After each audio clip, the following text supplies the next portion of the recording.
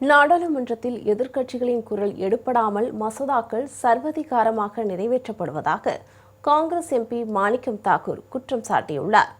டெல்லியில் உள்ள தமிழ்நாடு எம்பிக்கள் அலுவலகத்தில் தமிழ்நாட்டை சேர்ந்த இந்தியா கூட்டணி கட்சி நாடாளுமன்ற உறுப்பினர்களின் 3வது ஆலோசனைக் கூட்டம் நடைபெற்றது.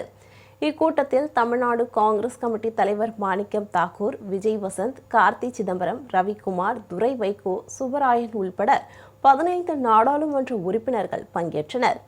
இக்கூட்டத்தில் தமிழ்நாட்டின் 8 முக்கிய நகரங்களில் நாடாளுமன்ற உறுப்பினர்கள் 3 பேராக சென்று நடப்பு நாடாளுமன்ற தொடரில் நடைபெற்ற நிகழ்வுகள் குறித்து மக்களிடம் விளக்கும் நகரமன்ற கூட்டங்களை நடத்துவது என தீர்மானிக்கப்பட்டது.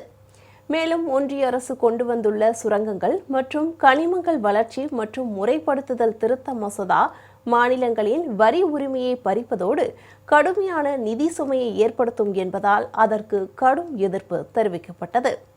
சுங்கத்துறை மூலம் 2025-26 நிதியாண்டில் தமிழ்நாடு அரசு 4400 கோடி ரூபாய் வருவாய் ஈட்டியுள்ள நிலையில் 2026-27 நிதியாண்டில் 11,000 கோடி ரூபாய் வரை வருவாயை உயர்த்த இலக்கு நிர்ணயித்திருந்தது. ஆனால் இப்புதிய மசோதா மாநிலத்தின் வரி மற்றும் கட்டணம் விதிக்கும் அதிகாரத்தை கட்டுப்படுத்தி பெரும் வருவாய் இழப்பை ஏற்படுத்தும் என விவாதிக்கப்பட்டது. மேலும் தமிழ்நாடு அரசின் தீர்மானம் மற்றும் நாடாளுமன்றத்தில் கொடுக்கப்பட்ட அழுத்தத்தின் காரணமாகவே FCRA மசோதா நாடாளுமன்ற கூட்டுக்குழுவின் பரிசீலனைக்கு அனுப்பப்பட்டுள்ளது குறித்தும் விரிவாக ஆலோசிக்கப்பட்டது.